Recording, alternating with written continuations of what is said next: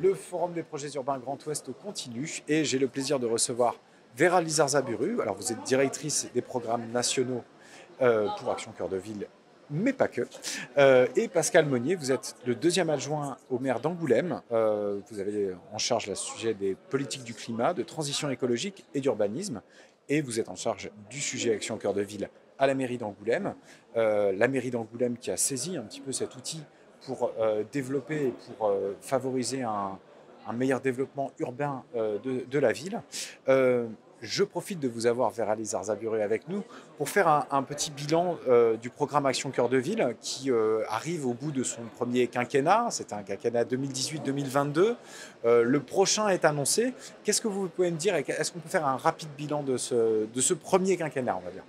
Alors, l'année 2022 n'est pas encore finie et on attend beaucoup de cette année 2022, mais effectivement, ce programme Action Cœur de Ville lancé en 2018 est maintenant pleinement lancé. Il illustre parfaitement la façon dont Action Logement, partenaire financier majeur du programme Action Cœur de Ville, a souhaité accompagner les territoires dans leur diversité. Et donc au travers d'un accompagnement vraiment sur mesure pour le déploiement en fait le réinvestissement du bâti existant de centre-ville pour y produire une offre nouvelle de logement qui va servir sa mission première, à savoir le logement des salariés. On est vraiment sur une intervention qui a mobilisé très largement le réseau d'Action Logement. Ce sont 2500 collaborateurs qui, au plus près des 222 communes éligibles, se sont mobilisés pour accompagner, développer, réfléchir à qu'est-ce qui va faire l'attractivité de ces territoires et comment nous, Action Logement, en charge avec l'ANA, conjointement avec l'ANA dans le cadre du programme, de soutenir le volet habitat, nous pouvions servir au mieux au travers d'une palette d'outils de financement dont on parlera peut-être plus tard, mais donc de servir au mieux le propos, les enjeux, la diversité de ces territoires et donc de trouver de pouvoir faire émerger une dynamique nouvelle permise par le programme. Aujourd'hui, vous le disiez, 2018-2022, on est sur un programme qui est très largement lancé, des modalités qui ont été appropriées, très largement appropriées par les opérateurs, que ce soit les opérateurs du parc public ou les opérateurs du parc privé, qui se sont bien saisis d'un outil assez atypique dans ces contours que nous avons souhaité mettre en place.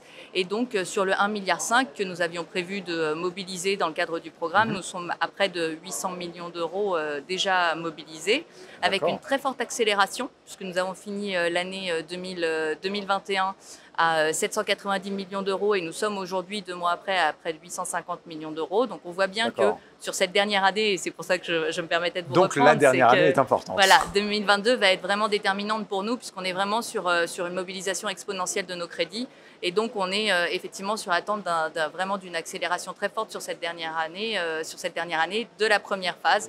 Étant entendu que nous nous projetons et nous préparons aussi les 4 années supplémentaires qui ont été annoncées par le gouvernement dans le cadre de la prolongation du programme. D'accord. Alors ce programme, il donne une réponse concrète, en tout cas à la ville d'Angoulême. Pascal Monnier, quels ont été les objectifs de la ville au regard de ce dispositif? On a d'abord regardé ce dispositif Action Cœur de Ville et on a souhaité l'embrasser pleinement, en quelque sorte, parce que pour nous, c'était le levier de cette ambition de dynamique urbaine que l'on voulait mettre en place. Alors, on avait un certain nombre de financements et d'actions, de dispositifs de droit commun qui existaient, Action Cœur de Ville recompactait un petit peu tout ça. Et puis on avait quand même, mais quand même ça donnait sens. Pour le logement, pour des... Alors, ça donnait sens sur une vision qu'on avait, qui est une vision à 360 de la dynamique urbaine, en quelque sorte. Parce que on ne peut pas aller vers la reconquête urbaine et résidentielle sans derrière regarder la question des commerces, sans regarder la question des espaces publics ou plus généralement des services. Plus on se rapproche des centres et plus c'est prégnant, en tout cas. Plus cette question est prégnante. Et des services qu'on donne aux habitants aussi. Par exemple, la question de la santé est essentielle pour nos habitants. Nous, on veut faire revenir des familles, et donc ça veut dire qu'il faut des espaces verts, etc. Donc ça nous permettait de porter ce regard à 360 degrés. Et puis, Cœur de Ville, c'était l'occasion d'enclencher des dispositifs nouveaux. Alors, il y avait la Banque des territoires qui nous permettait aussi de travailler sur de l'ingénierie.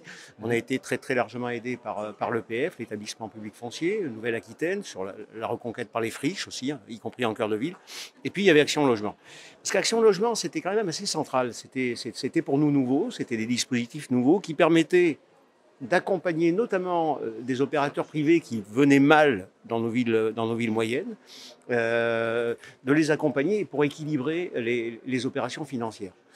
Parce qu'il y avait du prêt, mais il y a aussi de l'apport en capital, ça a quand même été important, puisqu'on avait pour certains des difficultés de boucler les opérations, et puis il y avait la subvention, qui fait que finalement, selon la typologie, la difficulté propre du projet, avec une ingénierie financière spécifique, eh bien, on pouvait dénouer toutes les opérations.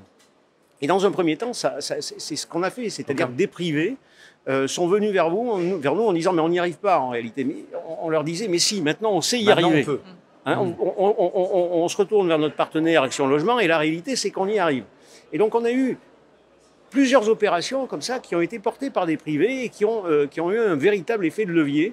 Avant, dans nos villes moyennes, dynamiques maintenant, et avec cette démétropolisation, etc., avant finalement que c'est un peu ce qu'on est en train de vivre, que le privé se satisfasse à lui-même finalement. On est presque dans des situations où maintenant... la dynamique. Voilà, on a lancé la dynamique, et puis maintenant, eh bien, tout ça vit sa vie, parce que finalement, on est dans un temps tout à fait favorable. Et là, Action Logement nous permet d'aller vers le temps 2 de cette reconquête urbaine, qui est d'accompagner nos bailleurs sociaux, pour aller travailler des opérations compliquées dans des logiques de couture, sur des choses très spécifiques, sur des choses parfois trop petites pour du privé, parce qu'il y a trop de contraintes, etc. Et là, les dispositifs Action Logement nous permettent cela. Donc vraiment, on a eu ces deux temps de cette séquence de reconquête, et finalement, les habitants sont revenus, les opérateurs sont là. Sur Angoulême, on a eu 700 logements qui ont été réhabilités dans les 5 dernières années. Donc, on est vraiment dans cette dynamique, et Action Logement, il a pris véritablement toute sa part. Il y a une forte demande de logements pour Angoulême. En tout cas, est-ce qu'il y a eu un attrait de cette ville? On parle souvent de la revanche des villes moyennes. Est-ce que ça a été le cas pour Angoulême? Pour Angoulême, déjà, la carte s'est renversée. On était finalement un délaissé de la région Poitou-Charentes, et on est devenu une centralité de la région Nouvelle-Aquitaine. Donc ça a eu un effet tout à fait considérable. Il y a la question des réseaux, puisqu'on a la ligne LGV, on est à 35 minutes de Bordeaux, donc tout ça est 2 heures de Paris. Donc on est dans ces villes de proximité par rapport aux métropoles, avec des prix du foncier qui sont quand même largement abordables par rapport à ce qu'on peut connaître par ailleurs. Et puis, il faut le dire, il y a quand même une spécificité angoumoisine par le regard culturel, par la culture, qui est un élément... on a l'habitude de dire que cœur de ville, ce qui fonctionne, il faut avoir une nervure. Il faut avoir un élément saillant. Il faut qu'on puisse se différencier. Pour Angoulême, évidemment, on a le Festival de la VD, mais qui derrière se traduisait par une sorte de pérennisation des choses avec un pôle image qui était plutôt orienté sur des écoles au début, et pour lesquelles on a atteint assez récemment, d'ailleurs, en réalité, la taille critique, y compris sur le fait de faire venir des entreprises et leurs sièges sociaux, notamment dans le domaine du cinéma d'animation. Donc on a cette dynamique spécifique de par, quelque part, cette spécificité culturelle et festivalière. D'accord. Eh bien, Vera Lizarza-Buru et Pascal Meunier, je vous remercie pour votre témoignage et pour cette belle illustration de Action Cœur de Ville. Merci beaucoup.